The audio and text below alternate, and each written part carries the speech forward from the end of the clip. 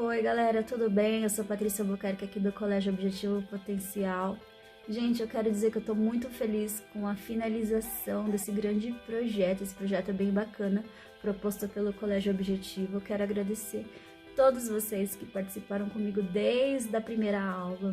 Para vocês também, quero agradecer vocês também que entraram depois, mas conseguiram acessar todas as aulas e estão aí dando um feedback super bacana, tá? Muito obrigada mesmo pela consideração, muito obrigada pelo carinho, muito obrigada pela confiança. E eu não tenho palavras para dizer como eu tô feliz com a evolução desse projeto, tá bom? Gente, hoje, como eu falei, nós estamos finalizando a nossa primeira etapa. Por que a primeira etapa? Porque o xadrez é um jogo muito legal, ele é muito complexo. E ele tem muitos macetezinhos que a gente precisa aprender e ir evoluindo, tá bom? Mas que a gente vai pegando com o tempo, tá? Até mesmo porque a maioria das regras do xadrez, ela é pré-estabelecida de acordo com o torneio, tá bom? Então, o que é importante? A gente aprender o básico. E aí, conforme a gente for jogando e evoluindo, aí a gente vai aprendendo mais, tá bom? Então, a partir de hoje, você já vai ser considerado o quê? Um enxadrista. Porque o enxadrista, o que é para um enxadrista?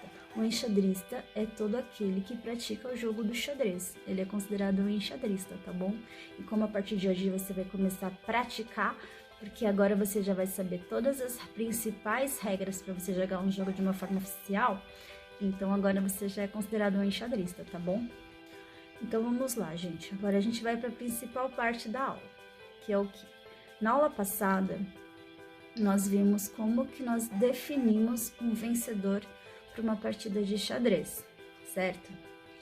Então, a gente vai fazer uma recapitulação do que nós aprendemos na aula passada e nós vamos introduzir novos conceitos de regra, novas regras, tá bom? Então, assim, na aula passada, como eu falei, como eu havia dito, nós chegamos a um conceito de vencedor. Então, o vencedor do xadrez, ele é todo aquele que consegue capturar o rei do adversário, certo? E qual é uma outra forma de nós chegarmos a um vencedor no jogo de xadrez? Se por um acaso há um abandono do jogo. Então, o seu adversário simplesmente não aguentou a pressão e decidiu abandonar o jogo. O que aconteceu? Ele perdeu. Ele simplesmente entregou o jogo. É uma atitude legal? Não, não é uma atitude legal. Mas ele não aguentou a pressão e desistiu. Então, você se tornou um vencedor daquele jogo. Outra forma de você ganhar um jogo de xadrez é simplesmente pelo fato do seu adversário nem aparecer. Acontece isso muito, do famoso WO, tá? Então, são 3 situações que te levam a vencer um jogo do xadrez. É você fazer o checkmate, né? Capturar o rei do seu adversário. É você ter o seu adversário ausente do jogo, ou porque ele desistiu, ou porque ele nem apareceu. Aí isso te torna um vencedor do jogo, tá? Você sendo vencedor do jogo, você acumula aí no seu torneio 1 ponto. E o seu adversário que perdeu não ganha nada. E se você empatou, você ganha meio ponto e o seu adversário ganha meio ponto no torneio, tá bom? Aí nós chegamos a conversar um pouquinho a respeito das situações de empate. O que gera empate no xadrez, Pro? Várias situações levam ao empate no xadrez, certo? Nós falamos a respeito do afogamento. O que é o afogamento? Vamos lembrar o que é o afogamento. O afogamento é aquela situação de jogo aonde é a sua vez de jogar. E sendo a sua vez de jogar, qualquer situação de jogo que você faça, qualquer evolução, seja ela para qualquer casa que você avance com o seu rei, você se coloca em situação de cheque ou checkmate. E isso daí é uma atitude ilegal no jogo. Você não pode fazer nenhuma jogada que se coloque em situação de cheque ou checkmate. E isso faz com que você e o seu adversário empate o jogo, porque não há um vencedor, porque não teve um checkmate e não teve desistência ou ausência de um oponente, porém não tem mais como evoluir o jogo. E aí o seu rei fica afogado, mas isso não te leva à derrota, te leva a um empate.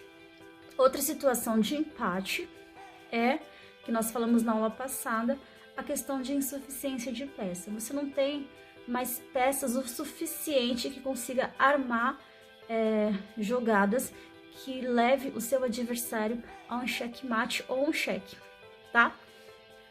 Na verdade, o que aconteceu aí foi que você não se estruturou de uma forma que te desse a possibilidade suficiente de ganhar o jogo. Então, não tem mais para onde o jogo evoluir. E aí você está empatado por insuficiência de peça. Ah, mas pro isso não é uma forma de vitória ou derrota? Não, porque a regra é clara. Para que você vença, você tem que dar um checkmate, tá? Você precisa capturar o rei do seu adversário. Tudo que não que foge disso, é um empate, tá bom? Outra forma de empate, que nós não falamos na outra aula, que nós vamos falar a respeito disso hoje. Quando você está jogando com o seu oponente, com o seu adversário, e você faz 3 jogadas idênticas, isso também é considerado um empate. Você não pode fazer 3 jogadas idênticas sequenciais. Então, você foi lá, trouxe sua rainha de uma ponta para outra. Aí depois é a sua vez de novo, você volta a ela. Aí depois a sua vez, você vai para o mesmo lugar. Você faz 3 vezes essa mesma sequência com a mesma peça, idêntica. Isso também leva você a um empate, tá? Outra forma de empate.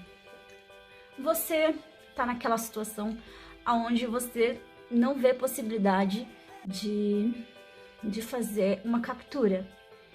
E aí você avança, e aí o seu colega avança, e aí você avança, o seu colega avança, aí você retrocede, o seu oponente vai lá e retrocede, e aí você vai pro lado, e ele vai pro lado. Enfim, vocês executam 50 jogadas sem nenhuma captura.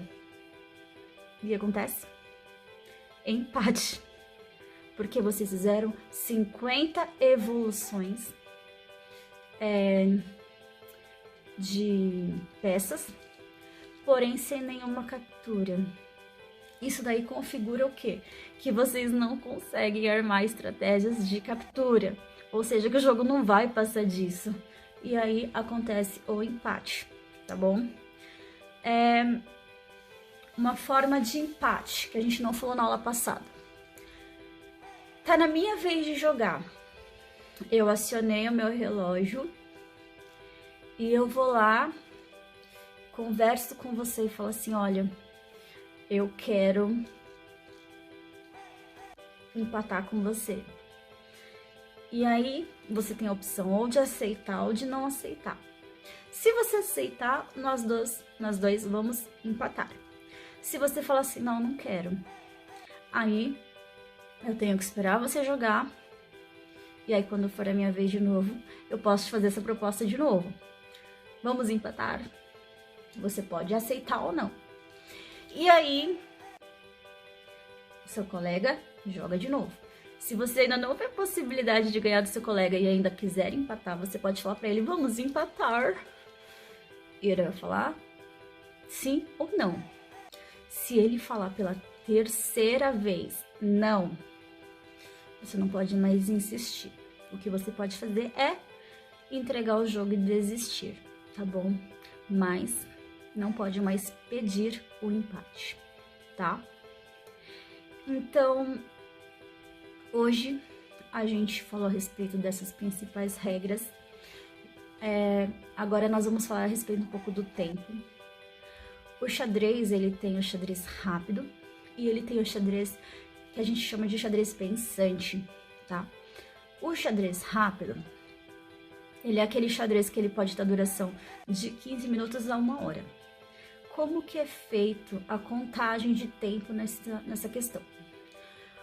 O xadrez, quando a gente divide as equipes, cada um vai ter o seu relógio individual, aonde se o torneio tiver 30 minutos no xadrez, que entra dentro do xadrez rápido, é dividido 15 minutos para cada jogador. E dentro desses 15 minutos, ele tem que executar as jogadas dele, entendeu? E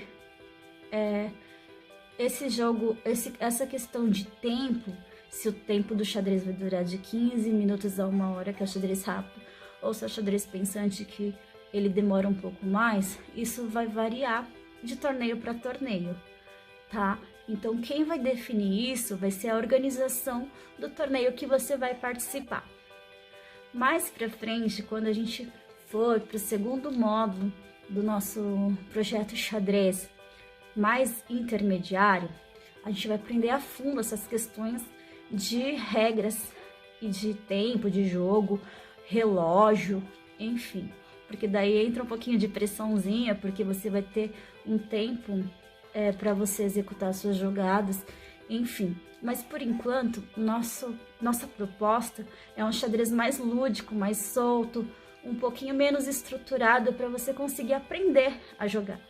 Aí quando você for para o intermediário, que você já vai ter umas regras um pouquinho mais acentuadas, você vai ter a questão mesmo de um pouquinho mais de pressão de tempo de jogo, tá bom? Para você ir se adaptando para quando um dia você for participar de um torneio, você já vai estar habituado com essa situação de jogo, tá? De competição. Uma curiosidade, deixa eu pegar aqui o nome dele, porque o nome dele é difícil. O jogo do xadrez mais demorado, ele foi com o Ivan Nikolic e o Jean Arsovsky. Demorou 20 horas e 15 minutos o jogo do xadrez.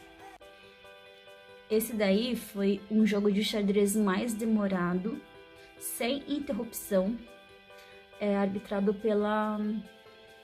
por jogos oficiais, tá? Por competições oficiais da Federação Internacional de Xadrez. Mas existem jogos que demoram muito mais até do que 24 horas, em cruzeiros, lugares que permitiam essa questão mesmo dessa estrutura de campeonato mais longa, tá bom? Mas eu só mostrei essa curiosidade para você ver que há possibilidades de um tempo muito grande de jogos, não é nem torneios, tá? Porque o torneio ele envolve vários jogos. Então, o tempo recorde de jogos demorados sem interrupção foi de 20 horas e 15 minutos. Mas existem jogos que duram muito mais do que isso. Só que aí tem interrupções. Então a pessoa, normalmente ela vai lanchar ou ela vai até para casa dela dormir e depois ela volta. Galera, dentre as regras tem muitas, como por exemplo não poder usar celular, não poder fazer ruídos. A gente falou a respeito de tocar na peça e depois soltar. Então você acaba classificando aquela ação como uma jogada. Então você não pode voltar quando você tira a mão da peça. Enfim, existem muitas regras. Nenhuma dessas regras eu tirei da minha cabeça. Todas as regras a gente tirou do site da FIDE, isso, que é a Federação Internacional de Xadrez. Essa sigla, ela é uma sigla em francês, que significa Federação Internacional de Xadrez. Nós temos a World Chess Federation também, que é onde tem algumas regras oficiais. Então, se você tiver interesse, vai lá, acessa o site da Federação Internacional de Xadrez e você vai ter lá mais a fundo todas essas principais regras que eu falei para vocês e muito mais, porque são páginas e páginas e páginas falando a respeito das principais regras do xadrez, tá? Por que principais? Porque essa questão de organização de campeonato, você pode fazer algumas adaptações de acordo com a necessidade e a estrutura do lugar, enfim. Então, até mesmo a questão de interpretação de árbitros. O árbitro pode interpretar aquilo que você fez como uma ação antidesportiva, uma ação ilegal. Então, fora as principais regras oficiais, o árbitro ainda também pode pôr umas regrinhas de acordo com a competição, de acordo com o local, as pessoas, a estrutura, enfim. Existe de formas em álgebra, formato de álgebra, existe, enfim, vários formatos, campeonatos que acabam adaptando as suas regras, tá bom? Desde que ela não mude a essência das regras que estão na federação, que está na Federação Internacional, tá bom? Dos jogos oficiais de xadrez. Gente, foi um prazer fazer parte desse projeto, espero que vocês tenham gostado e obrigada, tô muito feliz mesmo. Um beijo, até a próxima, tchau, tchau.